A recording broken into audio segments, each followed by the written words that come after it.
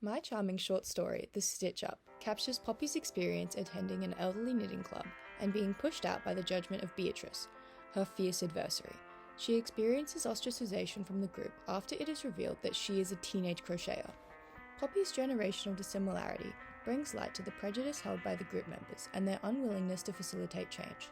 The text explores how closed-mindedness can overpower an outsider's attempts to penetrate an exclusive community. I was extensively inspired by Anthony Doerr's Cloud Cuckoo Land. I admired his use of lyrical style and multiple points of view to explore dual protagonists of both an insider and outsider status.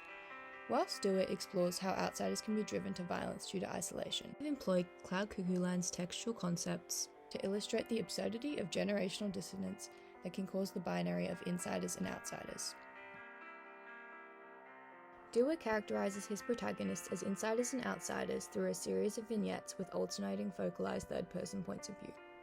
In The Stitch Up, I've implemented a changing point of view to contrast Poppy and Beatrice. Her forehead rumples into lines resembling a Wi-Fi symbol. Folds of skin collide and uplift, leaving ravines and mountains. She grows a centimeter. Her face is painted with a red smirk. The focus on Beatrice in this vignette demonstrates her malicious distaste for the entrance of an outsider.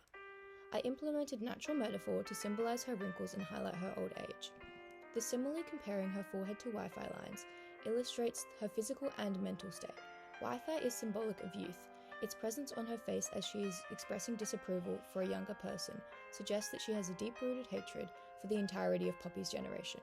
The visual metaphor, painted with a red smirk, contains the color symbolism of red, which is representative of aggression. Shattering the frost of her peripheral, a woman's eyes arrest her gaze. The cobra strikes. She flinches, whipping her head back to her escape. The use of metaphor for her peripheral suggests that Poppy is fragile and overpowered. The short sentence, "the cobra strikes," creates a chilling impact. The metaphor likens the characters to predator and prey, creating a clear distinction. The fearful tone of Poppy's perspective is cleverly crafted through the use of high-modality verbs with negative connotation. This works in juxtaposition with the previous vignette, where Beatrice asserts dominance. This contrast in attitude characterizes Poppy as vulnerable. By using multiple perspectives, I was able to show the extremities of both characters' thoughts when confronted with the outsider, and highlight the ludicrousy of closed-minded generational discrimination. Cloud Cuckoo Land's lyricism can be attributed to Doerr's artistic style, which I have attempted to emulate by taking inspiration from his use of isocolon, asyndeton, and the present tense in order to tactfully communicate the age disparities of my characters. Her eyes dart from the door to the clock. She performs a scale in A minor, striking her bodacious beige nails against the laminate table. Every tap announces another second passed. Beatrice is perfection.